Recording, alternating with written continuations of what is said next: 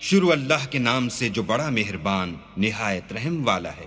اے محمد صلی اللہ علیہ وآلہ وسلم، جو کپڑے میں لپٹ رہے ہو، رات کو قیام کیا کرو مگر تھوڑی سی رات، یعنی نصف رات یا اس سے کچھ کم یا کچھ زیادہ، اور قرآن کو ٹھہر ٹھہر کر پڑھا کرو۔ ہم ان قریب تم پر ایک بھاری فرمان نازل کریں گے۔ کچھ شک نہیں کہ رات کا اٹھنا نفس بہیمی کو سخت پامال کرتا ہے، اور اس وقت ذکر بھی خوب درست ہوتا ہے۔ دن کے وقت تو تمہیں اور بہت سے شغل ہوتے ہیں، تو اپنے پروردگار کے نام کا ذکر کرو اور ہر طرف سے بے تعلق ہو کر اسی کی طرف متوجہ ہو جاؤ۔ وہی مشرق اور مغرب کا مالک ہے، اور اس کے سوا کوئی معبود نہیں، تو اسی کو اپنا کارساز بناؤ۔ اور جو دل آزار باتیں یہ لوگ کہتے ہیں ان کو سہتے رہو، اور اچھے طریق سے ان سے کنارہ کش رہو۔ اور مجھے ان جھٹلانے والوں سے جو دولت مند ہیں سمجھ لینے دو، اور ان کو تھوڑی سی مہلت دے دو۔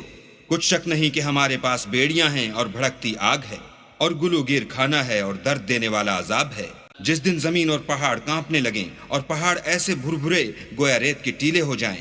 اے اہل مکہ، جس طرح ہم نے فرعون کے پاس موسیٰ کو پیغمبر بنا کر بھیجا تھا، اسی طرح تمہارے پاس بھی محمد صلی اللہ علیہ وآلہ وسلم رسول بھیجے ہیں جو تمہارے مقابلے میں گواہ ہوں گے۔ سو فرعون نے ہمارے پیغمبر کا کہا نہ مانا تو ہم نے اس کو بڑے وبال میں پکڑ لیا۔ اگر تم بھی ان پیغمبر کو نہ مانو گے تو اس دن سے کیوں کر بچو گے جو بچوں کو بوڑھا کر دے گا، اور جس سے آسمان پھٹ جائے گا یہ اس کا وعدہ پورا ہو کر رہے گا۔ یہ قرآن تو نصیحت ہے، سو جو چاہے اپنے پروردگار تک پہنچنے کا راستہ اختیار کر لے۔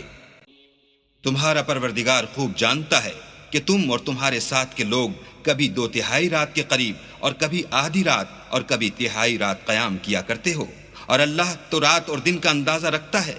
اس نے معلوم کیا کہ تم اس کو نبھا نہ سکو گے تو اس نے تم پر مہربانی کی، بس جتنا آسانی سے ہو سکے اتنا قرآن پڑھ لیا کرو۔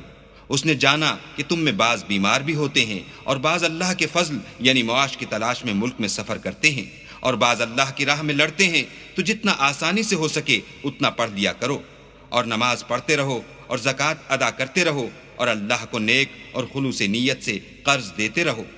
اور جو عمل نیک تم اپنے لیے آگے بھیجو گے اس کو اللہ کے ہاں بہتر اور صلے میں بزرگ تر پاؤ گے، اور اللہ سے بخشش مانگتے رہو، بے شک اللہ بخشنے والا مہربان ہے۔